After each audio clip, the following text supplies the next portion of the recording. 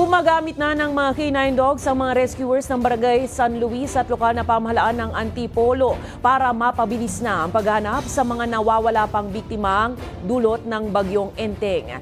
Habang umaasa na lang ang mga kaanak ng mga biktima na mahanap na ang katawan ng kanilang mga mahal sa buhay para mabigyan sila ng maayos na pagpapalibing. May balitang A to Z si Kim Salinas.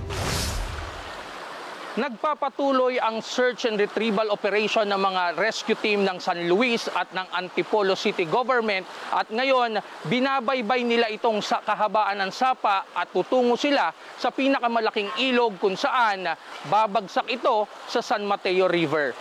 Natagpuan na rin kasi kahapon ng Martes ang pinaniniwalaang ama ng pamilyang na-wash out ang bahay noong Lunes dulot ng bagyong Enteng.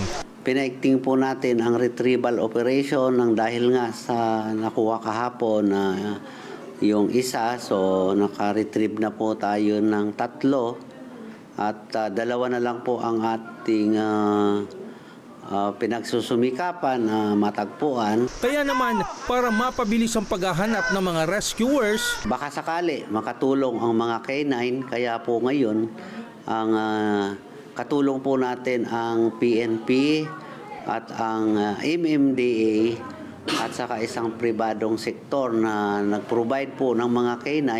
Bumuo naman ng 2 team ang mga volunteer kasama ang K9 units na Human Remains Detector para baybayin ang mga kasulok-sulukan ng sapa.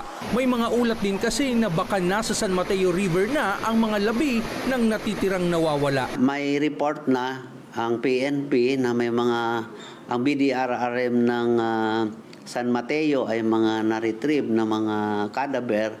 So nakalagak lang ito sa mga punerarya. Sa kabila ng mga paghahanap na ito, may tanging hiling na lang ang kaanak ng mga biktima. Hindi na namin ni-expect na may buhay kasi mataas po yung kinahulugan.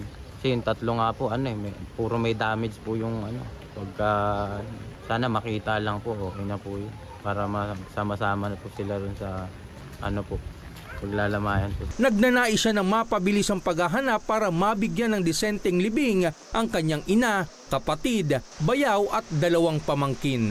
Samantala, nakapagtala na ang Office of the Civil Defense ng 15 nasawi bunsod ng bagyong Enteng. Habang nasa 15 rin ang nasugatan matapos ang bagyo. Pinaghahanap naman ang 21 individual na hanggang ngayon ay nawawala. Para sa Balitang A to Z, Kim Salinas.